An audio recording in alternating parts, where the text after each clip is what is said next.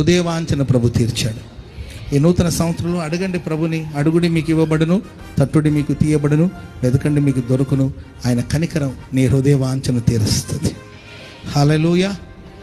ప్రార్థన అయిన తర్వాత ఈరోజు ఉదయాన్నే మీరు ఇంటికి వెళ్ళిన తర్వాత నిద్రపోయి మళ్ళీ మత్తులో ప్రార్థన చేశారనుకోండి, అది ఎట్టుంటుందో నాకు తెలీదు. అందుకే ఫ్రెష్ అయిపోయిన తర్వాత కూర్చొని ఒక డైరీ తీసుకోండి. ఇలాంటి ఒక డైరీ తీసుకోండి.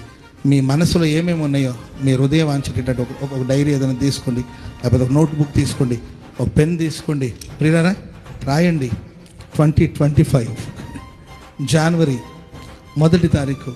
టైం కూడా రాసుకోండి. Number 1, number 2, number 3. నీ హృదయ వాంఛ ఏంటి, నిజంగా నీకు అవసరమైనది ఏంటి, ఈ సంవత్సరం నా హృదయ వాంఛ తీరాలని రాసుకోండి. ప్రియులారా, ఈ మాసం తిరిగే లోపల ఒక మహిమ కలిగిన కార్యాలు ప్రభు మీ జీవితంలో చేయబోతున్నాడు. హల్లెలూయా.